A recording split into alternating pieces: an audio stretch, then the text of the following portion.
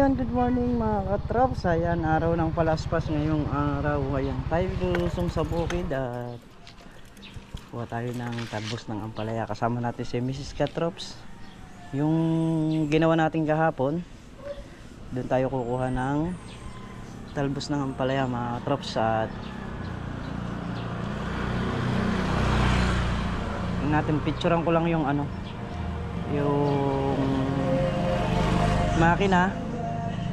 Pipicturean natin yon para makita dito sa kabila, kasi nga kailangan din niya ng magpalagay ng ganon. So let's go.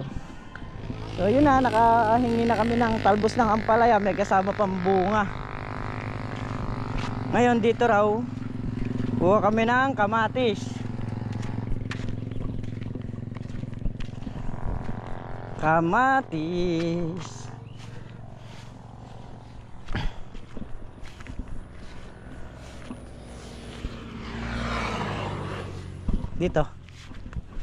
Dito lika.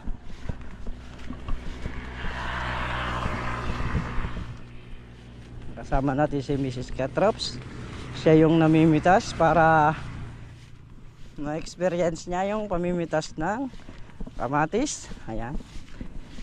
Yung ampalaya dito, may kamatis sa sa dayos.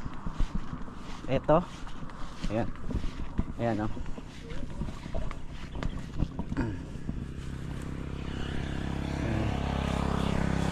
Marami na. Sige, ako taghahawak. Ayan.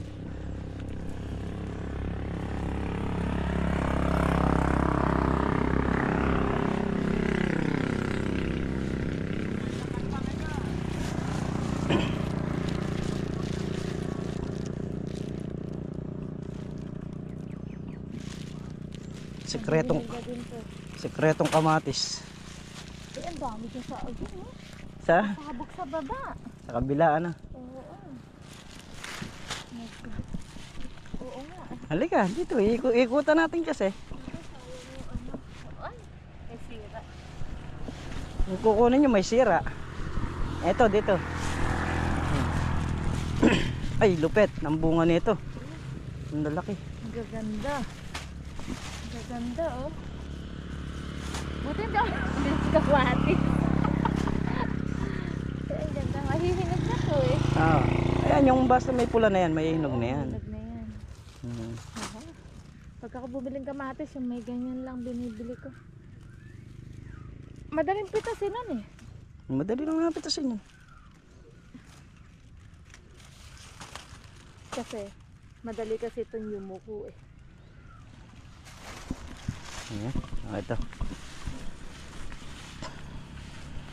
Ang daming bunga niyan.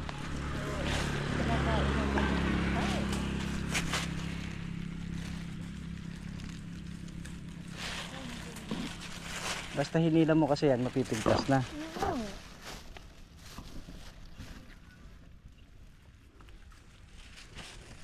Ano ba yung mga pisi? Anong pisi?